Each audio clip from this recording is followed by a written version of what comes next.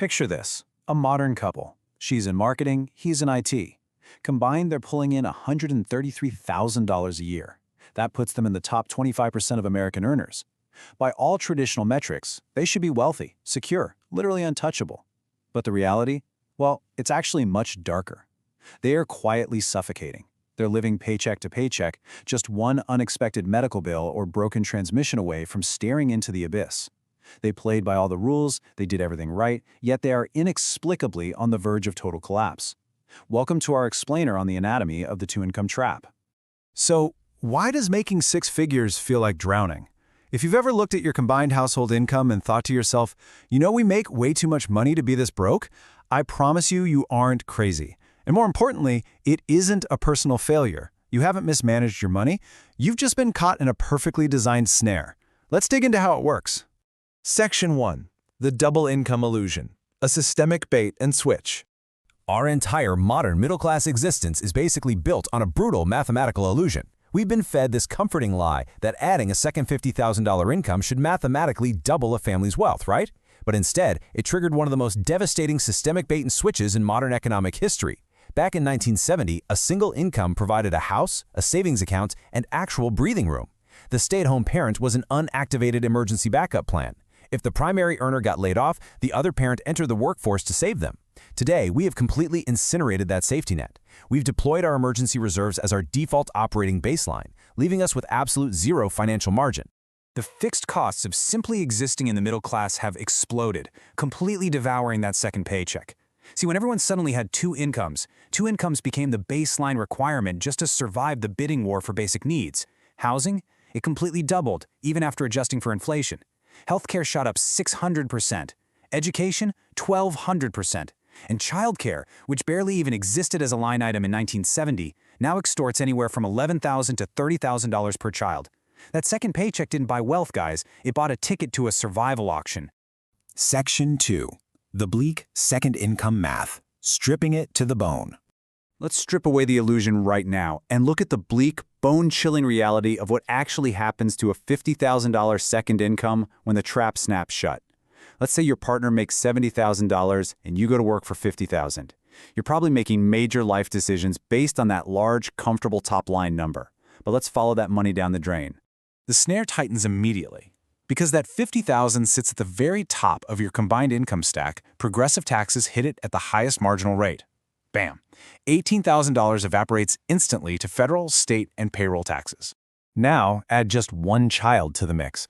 Daycare drains another 15 grand before you've even walked out the front door. The bleeding is catastrophic.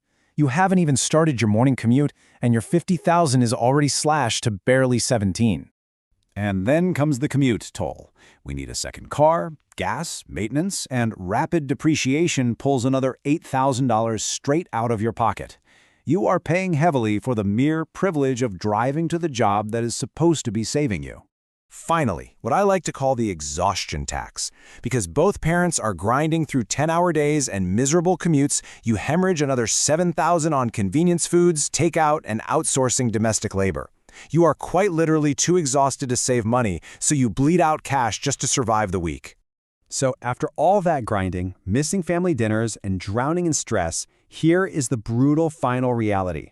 Your household nets a pathetic $2,000 for the year. That breaks down to about $1 single an hour. Just $1 an hour to surrender your life, your time, and your sanity to the machine. Let that sink in. Section 3. When the trap snaps. Operating with no oil. Now, the true danger isn't just the depressing math. It's the psychological trap of signing a $400,000 mortgage based on an illusion of prosperity that demands both incomes flow forever. Long before she was a senator, Elizabeth Warren's 2003 bankruptcy research uncovered a grim verdict. Families with two working parents were actually more likely to file for bankruptcy than single-income families. Not because they were irresponsible, no, because they had absolutely zero margin for error when the inevitable storm hit. You are operating a massive engine with absolutely no oil. Everything hums along until one thing breaks and then the entire machine tears itself apart. And this builds into a truly terrifying modern reality. Nearly 40% of adults cannot cover a $400 emergency. Millions of dual-income households making solid money on paper are just one unexpected transmission repair away from total financial ruin. The trap has them completely cornered. Section 4. The One Income Foundation, Escaping the Trap. So is there a way out of this claustrophobic nightmare? Yes, but it demands a sobering mindset shift. You have to stop treating both incomes as guaranteed and start treating that second income as a temporary ghost. You have to stop feeding the machine. Step 1. Your mortgage and essential fixed costs must be anchored to one income alone. Step 2. Every cent of the net second income goes into a fortress of investments, emergency funds, and debt payoff. And Step 3. You use that ghost income to ruthlessly buy back your options, the ability to walk away, take a risk, or survive a health crisis without losing the roof over your head. Now, I won't lie to you. This requires immense, painful short-term sacrifice. It means driving past the massive houses the bank swears you can afford. It means forcefully ignoring the toxic social pressure to spend like your dual-income peers. It means becoming a financial ghost, secretly building a single-income fortress while everyone else feeds the trap. I want you to look at your own life for a second. Are your two incomes buying you security, or are they already spent before the check even clears? The families who survive this modern economic meat grinder aren't the ones who earn the most, they're the ones who fiercely protect their escape routes. The trap is real, it is hungry, and it is waiting. The only question is, what are you going to do about it?